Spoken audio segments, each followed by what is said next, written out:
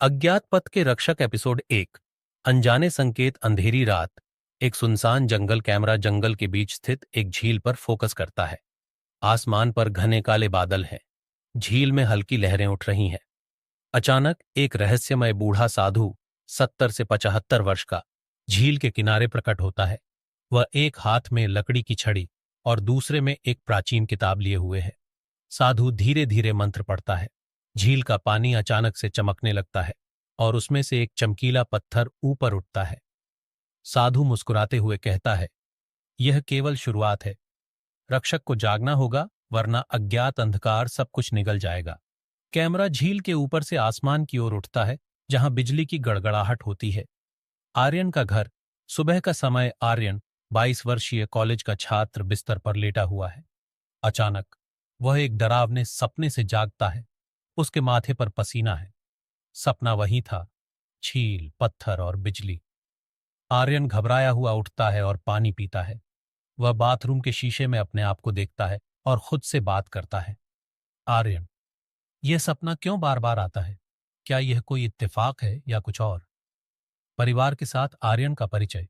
आर्यन साधारण लड़का है, लेकिन उसके अंदर हमेशा कुछ बड़ा करने की चाह है।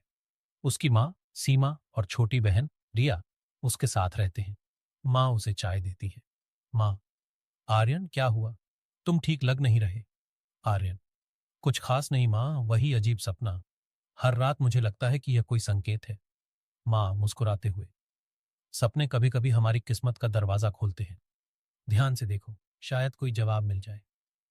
रिया चिढ़ाते हुए, भैया, तुम शायद ज्यादा मूवी देख रहे हो, इसलिए ये सब सपने आ रहे हैं। आर्यन हंसते हुए, शायद तुम सही हो रिया। कॉलेज में आर्यन का दिन। आर्यन का दिन कॉलेज में सामान्य लगता है। उसके दोस्त विवेक और निधि उसे चिढ़ाते हैं कि वह अक्सर खोया खोया रहता है।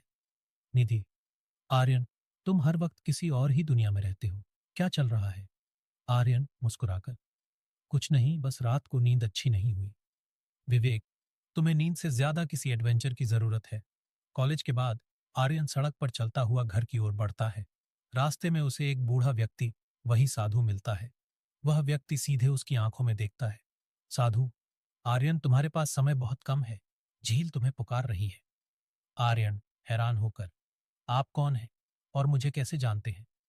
साधु, सपने केवल सपने नहीं होते, वे तुम्हारी सच्चाई की कुंजी हैं।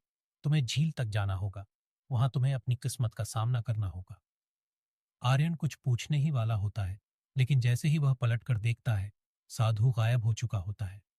सपने का गहराता रहस्य। उस रात आर्यन को फिर से वही सपना आता है, लेकिन इस बार कुछ नया होता है। झील के पास एक प्रतीक, चमकता हुआ त्रिशूल जैसा चिन्ह दिखाई देता है। वह खुद को झील के अंदर डूबता हुआ देखता है। झील के अंदर उसे एक धुंधला चेहरा दिखता है, जो उसे रक्षक कहकर पुकारता है। आर्यन जाग जाता है और तय करता है कि वह इस रहस्य का सामना करेगा। अगला दिन। आर्यन सुबह सुबह झील की तलाश में निकलता है। वह अपने सपने में देखे हुए रास्ते को फॉलो करता है। यह रास्ता उसे जंगल की ओर ले जाता है। झील का किनारा। रात का समय। आर्यन झील के किनारे पहुंचता है। चारों ओर सन्नाटा है। झील का पानी हल्का हल्का चमक रहा है। आर्यन खुद से, यही वह जगह है, लेकिन यहाँ ऐसा क्या है जो मुझे बार बार बुला रहा है? जैसे ही वह झील के करीब आता है, अचानक पानी में एक अजीब हलचल होती है। झील के अंदर से एक बड़ा साया, अजनबी आकृति उठता है। आवाज गूंजती हुई, रक्षक, क्या तुम तैयार हो अपने कर्तव्य को निभाने के लिए? कैमरा आर्यन के चौंकते हुए चेहरे पर फ्रीज होता है। एपिसोड समाप्त।